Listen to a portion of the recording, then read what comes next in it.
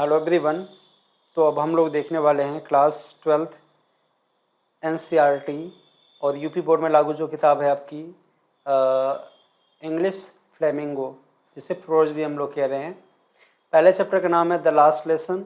इसी चैप्टर के हम लोग करने वाले शॉर्ट क्वेश्चन आंसर। इसके पहले हमने इस चैप्टर के वोकैब्स, वर्ड मीनिंग और डिटेल एक्सप्लेनेशन को देख चुके हैं। अगर आपने अभी तक नहीं देखा है तो आप प्लेलिस्ट में जाके देख सकते हैं, अदरवाइज मैं इसका लिंक जो है डिस्क्रिप्शन में भी डाल दूंगा। तो चलिए हम लोग स्टार्ट करते हैं। पहला क्वेश्चन है, what was the bulletin board, how was it important. यानी कि बुलेटिन बोर्ड क्या था और ये किस नज़रिए से इम्पॉर्टेंट है या फिर इम्पॉर्टेंट था। इसका आंसर देखते हैं। The bulletin board was the centre of information near the town hall. Bulletin board जो है इंफॉर्मेशन का केंद्र है, सूचनाओं का केंद्र है। यानी बुलेटिन बोर्ड का काम क्या है कि यहाँ से सूचनाएं प्राप्त होती हैं लोगों को। ये बुलेटिन बोर्ड कहाँ स्थित है, ये भी लिखा हुआ है, near the town hall. All the bad news come from the bulletin board for the last 2 years।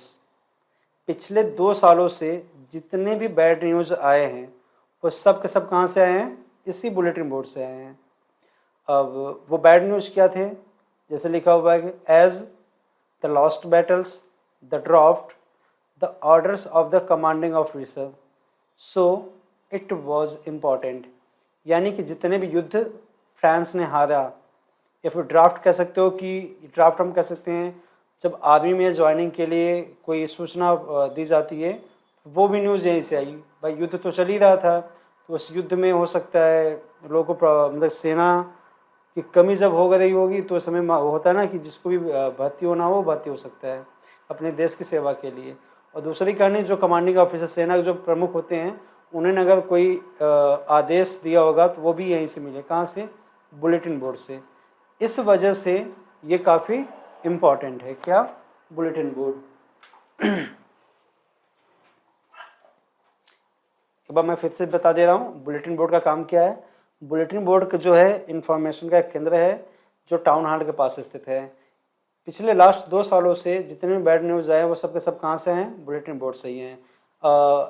इस बैड न्यूज़ में क्या क्या है, थोड़ा एग्जांपल लिखा हुआ है, lost battle, draft, the order of the commanding officer, so it was important. Draft हम उसे कहते हैं जब वैकेंसी निकाली जाती है सेना वगैरह की, उसे हम ड्राफ्ट कहते हैं। ठीक है, चलिए नेक्स्ट क्वेश्चन देखते हैं। सेकेंड क्वेश्चन है, what did M Hamel say when Franz reached to school. M Hamel ने क्या कहा, किससे, फ्रांस से, जब फ्रांस से स्कूल पहुंचा। फ्रांस स्कूल उस दिन लेट से चला था, इसी वजह से पूछा जा रहा है कि सर ने, जो एम हैमल टीचर हैं, उन्होंने उसको डांटा, पीटा, क्या कहा। तो चलिए इसका आंसर देख लेते हैं। When Franz reached to the school, जब फ्रांस स्कूल पहुंचा, M Hamel saw him, M Hamel ने उसे देखा, एंड सेड काइंडली, और बड़ी विनम्रता से, बड़े आराम से कहा, to go to his place quickly, कि तुम जल्दी से अपने स्थान पर जाकर बैठ जाओ। एंड आल्सो सेड, और भी कुछ का, क्या कहा, they had been beginning without him, आज हम लोग ये जो क्लास है ना तुम्हारे बिना ही स्टार्ट करने वाले थे। फिर से देख लेते हैं। When Franz reached to the school, जब फ्रांस स्कूल पहुंचा, M Hamel saw him and said kindly to go to his place quickly. M Hamel ने उसे देखा और बड़ी विनम्रता से कहा कि अपने प्लेस पर जाकर बैठ जाओ। एंड आल्सो सेड, इसके अलावा कुछ और कहा, क्या कहा, they had been beginning without him, आज हम लोग ये जो क्लास है ना तुम्हारे बिना ही स्टार्ट करने वाले थे। थर्ड में क्या कह रहा है, what did M Hamel speak first in the class that day about the last lesson. यानी कि एम हैमल ने क्लास के बारे में क्या बोला उस दिन, और उन्होंने ये क्यों कहा ऐसा कि ये जो मैं पढ़ा रहा हूँ आज, हमारा जो पढ़ाने का लेसन है वो लास्ट है। चलिए देखते हैं।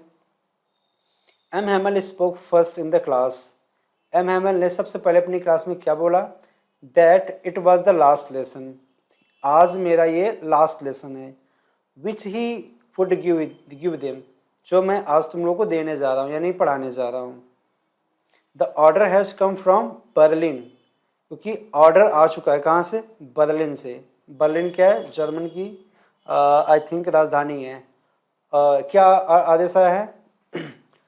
To teach world German in the schools of Alsace and Lorraine. अब जानते हैं फ्रांस के दो डिस्ट्रिक्ट जिसका नाम अल्सैस और लॉरेन, ये दोनों ज़िले जो हैं युद्ध के समय युद्ध में फ्रांस हार गया क्योंकि अब ये पर्शियन यानी जर्मन के पास चला गया था। तो वहाँ की गवर्नमेंट ने क्या आदेश किया कि इन दोनों डिस्ट्रिक्ट में अब किस भाषा में पढ़ाया जाएगा? जर्मन भाषा में पढ़ाया जाएगा। इसी वजह से एमएमएल बोल रहे थे कि आज हमारे लास्ट लेसन है, क्योंकि वो फ्रांस में पढ़ाते थे, उन्हें हटाया जाएगा, अब नए टीचर आएंगे। वही लिखा आगे देखो, the new master would come to the next day, क्योंकि अगले दिन नए टीचर आएंगे। He wanted to be very attentive, इसलिए एमएमएल चाहते थे कि उनकी क्लास में आज सभी लोग ध्यानपूर्वक रहें, केयरफुल होकर सुने भी चीज़ें कि क्या बात मैं बताने जा रहा हूँ। चलो वह फिर से देख लेते हैं। MML spoke first in the class, MML ने सबसे पहले क्लास में बोला that it was the last lesson, ये लास्ट लेसन है, which he would give them, जो मैं आप लोगों को देने जा रहा हूँ, पढ़ाने जा रहा हूँ। ऐसा क्यों बोला उन्होंने? The order has come from Berlin to teach world German in the Alsace school of Alsace and Lorraine, क्योंकि अल्सैस और लॉरेन में अब केवल और केवल जर्मन भाषा में पढ़ाया जाएगा। ये आदेश आ चुका कहाँ से? बर्लिन से। The new master would come to the next day, नया टीचर कल आ जाएगा। He wanted to be very attentive, इसलिए वो चाहते हैं कि आप सभी लोग काफ़ी अटेंटिव रहें, ध्यान से केयरफुल होकर चीज़ों को सुने। क्वेश्चन नंबर 4 क्या कह रहा है? What did Franz think after hearing about the last lesson. जब ये बात एमएमएल ने कहा कि आज हमारा लास्ट लेसन है, जब इस चीज़ को फ्रांस ने सुना तो फिर उसने क्या कहा? तो चलिए इसके बाद देखते क्या कहा उसने। After hearing about the last lesson, जैसे उसने सुना कि सर बोल रहे हैं कि हमारा लास्ट लेसन है किस भाषा में? फ्रेंच भाषा में। फ्रांस ने सोचा that he hardly know how to write, क्या बड़ी मुश्किल से तो मैंने फ्रांस में अपनी भाषा में लिखना सीखा था। He should never learn any मोर, लगता है अब मैं और नहीं सीख पाऊँगा, यानी अब मैं अब और नहीं पढ़ पाऊँगा। And he also felt sorry for not learning his lessons, लेकिन आज उसे बहुत शर्मिंदगी महसूस हो रही थी। क्यों? क्योंकि जब चीज़ें पढ़ाई जा रही थी, जब चीज़ें सिखाई जा रही थी, तब वो अटेंटिव होकर केयरफुल होकर नहीं पढ़ रहा था, लापरवाह बरत रहा था कि चलो यार कल सीख लेंगे, कल सीख लेंगे। और कल करते करते आज ऐसी सिचुएशन आ गई कि उसे पता चला कि उसकी भाषा ही चेंज हो रही है, यानी वो अपनी भाषा जो उसकी मातृभाषा मदर टंग है उसी भाषा में तो पढ़ना सीख नहीं पा रहा है, उसके लिए टिपिकल हो रहा है। अब कल से दूसरे भाषा वाले टीचर आएंगे, उनकी भाषा तो समझ में आएगी नहीं, आगे हम लोग क्या सीखेंगे? ना तो मैथ पढ़ पाएंगे, ना साइंस पढ़ पाएंगे, कुछ नहीं पढ़ पाएंगे। चलिए अगला क्वेश्चन देखते हैं। चलिए मैं फिर से रिपीट कर देता हूँ। After hearing about the last lesson, यानी कि द लास्ट लेसन के बाद, द लास्ट लेसन के बारे में सुनने के बाद फ्रांस ने सोचा that he hardly knew how to write, यार बड़ी मुश्किल से मैंने लिखना सीखा था। He should never learn any more, अब मैं ज़्यादा नहीं सीख पाऊँगा, यानी ज़्यादा नहीं पढ़ पाऊँगा। And he also felt sorry for not learning his lesson, और उसे इस बात को लेकर काफ़ी गिल्टी फील हो रहा है कि अब मैंने जब लेसन सिखाया जा रहा था तब मैंने नहीं सीखा। चलो अगला क्वेश्चन देखते हैं। Did France decide the participle how, यहाँ सवाल ये है कि क्या फ्रांस ने पार्टिसिपल सुनाया था, पार्टिसिपल के नियम सुनाए थे एमएमएल जी को? क्योंकि आपने इस चैप्टर को पढ़ा होगा तो शुरुआत में यही कहानी थी, जब वो स्कूल जा रहा था उसे डर सता रहा था कि यार पार्टिसिपल के नियम पूछे जाएंगे, मुझे याद भी नहीं है। तो चलिए इसका आंसर देखते हैं। France did not reside the participle, France जो है पार्टिसिपल के नियम नहीं सुना पाया था। क्यों? He had not learned the rules of participle, क्योंकि उसे पार्टिसिपल के एक भी नियम याद नहीं थे। ही विश टू रीड, उसकी चाहत तो बहुत थी, विदाउट मिस्टेक, वो चाहता तो यही था कि बिना मिस्टेक हुए सारी की सारी कहानी सुना दूँ, सारे के सारे नियम सुना दूँ। But he got mixed up on the first word, लेकिन जैसे उसने बोलने की कोशिश की अटक गया, नहीं बोल पाया। मिक्सड अप मतलब कंफ्यूज हो जाना, फंस जाना। एक बार फिर से बोल देते हैं। France did not decide the participle, France जो है पार्टिसिपल के नियम नहीं सुना पाया था। He had not learn the rules of participle, क्योंकि उसे पार्टिसिपल का एक भी नियम नहीं याद था। ही विज्ड, उसकी इच्छा तो थी, टू रीड विदाउट मिस्टेक, वो पार्टिसिपल के नियम बताए बिना मिस्टेक के, किसी मिस्टेक के, but he got mixed up on the first word, लेकिन वो पहले ही वर्ड में फंस गया।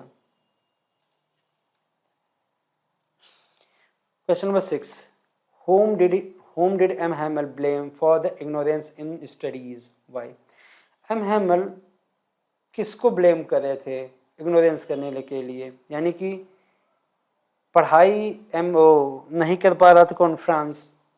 तो फ्रांस क्यों नहीं पढ़ पाया, या फिर वो क्यों किसको दोषी बता रहे हैं कि इसके पीछे क्या वजह है?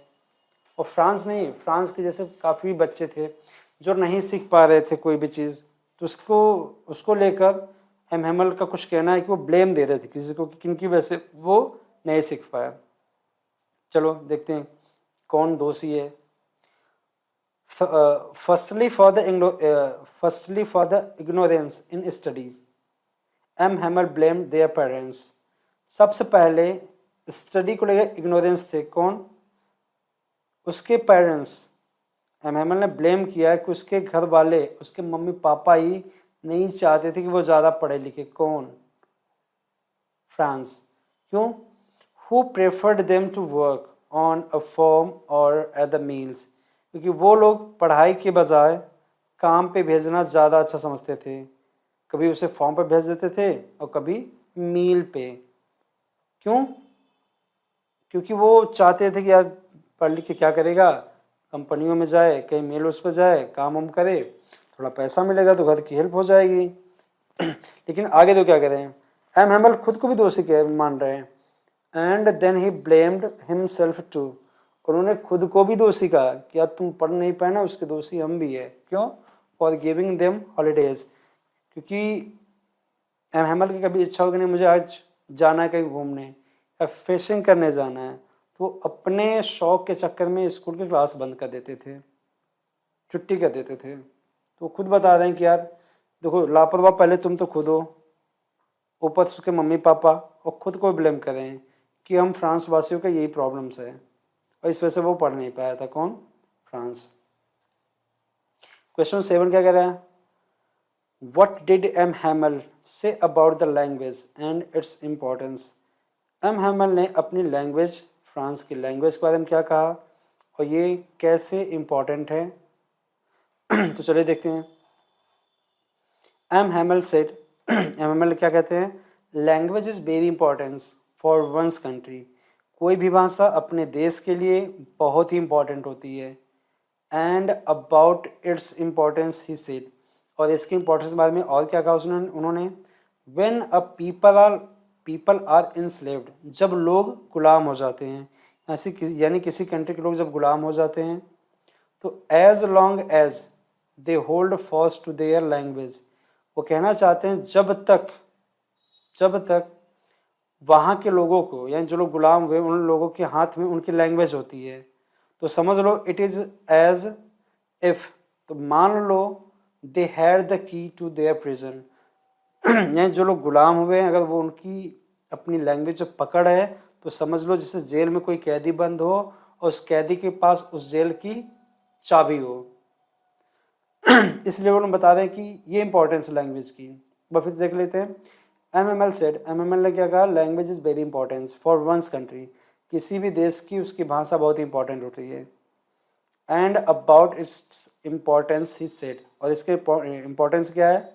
When a people are enslaved, जब लोग क्या होते हैं? गुलाम हो जाते हैं। एज लॉन्ग एज, जहाँ तक उनका मानना है, they hold fast to their language it is, यानी जब तक आपकी अपनी लैंग्वेज में पकड़ है, एज इफ, मानो दे हैड। चलो उसको देख लेना आप लोग। क्वेश्चन नंबर 8 देखते हैं हम लोग। What did Franz think about the pigeon? Franz जो है पीजन के बारे में क्या सोच रहा था और क्यों सोच रहा था? पीजन क्योंकि स्कूल के ऊपर छत पे कबूतर बैठ के गुटरगू कर रहे थे, उसी समय कहानी है ये। Franz thought about the pigeon, Franz pigeon के बारे में सोच रहा था क्या? Will they make sing German, क्या वो लोग कबूतर को भी सिखाएंगे जर्मन में गाना गाना? अभी तो अपनी भाषा में गुटरगू कर रहा है, जैसे भाई हमारे पर थोप रहा है कि कल से यहाँ के स्कूलों में फ्रांस के बजाय जर्मन में पढ़ाया जाएगा, तो क्या इन पक्षियों को भी वो सिखाएंगे जर्मन में गाना गाना? Because on the roof the pigeon could very low and German language was forcibly imposed. वही कह रहा है क्योंकि पिजन जो है छत पे बैठ के कू कर रहे थे, और वही कह रहा है कि German language was forcibly imposed, क्या जर्मन भाषा इन पर भी ज़बरदस्ती थोपी जाएगी? चलिए अगला देखते हैं। What did M Hamel observe there at last? अंत में एम हैमल क्या ऑब्जर्व कर रहे थे? तो at last M Hamel observe there first at one thing. M Hamel वहाँ क्लास के एक एक चीज़ को क्या कर रहे थे? ऑब्जर्व कर रहे थे। एंड देन एट अनदर, यानी जितनी भी चीज़ें थी ना वहाँ की एक एक चीज़ों को वो क्या कर रहे थे? ऑब्जर्व कर रहे थे, बड़े ध्यान से देख रहे थे। एज इफ, मानो he wanted to fix in his mind, ऐसा मान लो जैसे वो उन चीज़ों को अपने माइंड में पूरी तरह से क्या करना चाहते हैं? फिक्स करना चाहते हैं, बैठाना चाहते हो। Just how everything looked in that little school room, एकदम ठीक उसी तरीके से वो अपने माइंड में बैठाना चाहते हैं जिस तरह से उस छोटे से कमरे में, स्कूल के छोटे से कमरे में वो चीज़ दिख रही है।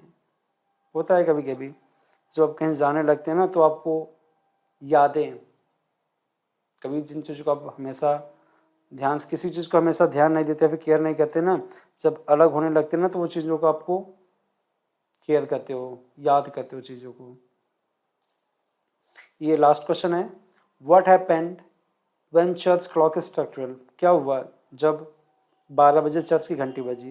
When the church clock struck 12, जब 12 बजे चर्च की घंटी बजी, the trumpets of the Persian returning from their drill sounded at which M Hamel stood up. 12 बजे जब चर्च की घंटी बजी तो जो पर्शियन सोल्जर है वो अपने तुरैया, अपने बाजे को बजाते हुए रिटर्न हो रहे थे। कहाँ से? ड्रिलिंग से। ड्रिल मतलब क्या होता है? एक्सरसाइज करके वो लोग वापस जा रहे थे। और उस समय क्या हुआ? विच एमएमएल स्टूड अप, जैसे 12 बजा एमएमएल भी खड़े हो गए। वेरी पेयल इन हिज चेयर, अपने चेयर के पास ही खड़े हो गए। उसमें वो काफ़ी उदास थे। He tried to give his farewell words but choked, वो फेयरवेल में विदाई के समय कुछ बोलना चाहते थे, दो चार शब्द बोलना चाहते लेकिन बोल नहीं पाए, उसके पहले वो चोक ले लिए।